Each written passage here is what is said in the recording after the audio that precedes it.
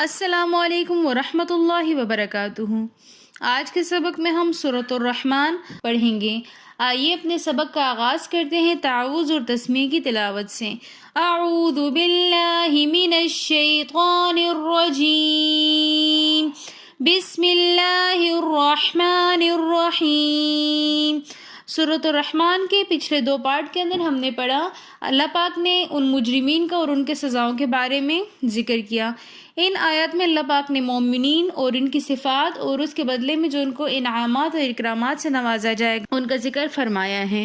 وَلِمَنْ خَافَ مَقَامَ رَبِّهِ جَنَّتَانِ، اور جو کوئی ڈرا اپنے رب کے سامنے کھڑے ہونے سے اس کے لیے دو باغ ہیں۔ وَلِمَنْ، اور جو کوئی خافا ڈرا مقام ربہ، اپنے رب کے سامنے ڈرے ہونے سے کھڑے ہونے سے، جنتان، تو اس کے لیے دو باغ ہیں۔ فَبِأَيِّ آلَاءِ رَبِّكُمَا تُكَذِّبَانِ، پھر تم اپنے رب کی کون کون سی نعمتوں کو جھٹلاؤ گے۔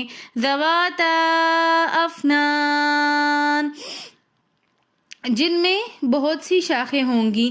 فَبِأَيِّ آلَاءِ رَبِّكُمَا تُكَذِّبَانِ، پھر تم اپنے رب کی کون کون سی نعمتوں کو جھٹلاؤ گے۔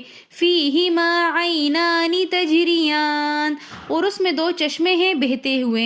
فِيهِمَا، اس میں عینانی دو چشمے ہیں، تجریان بہتے ہوئے۔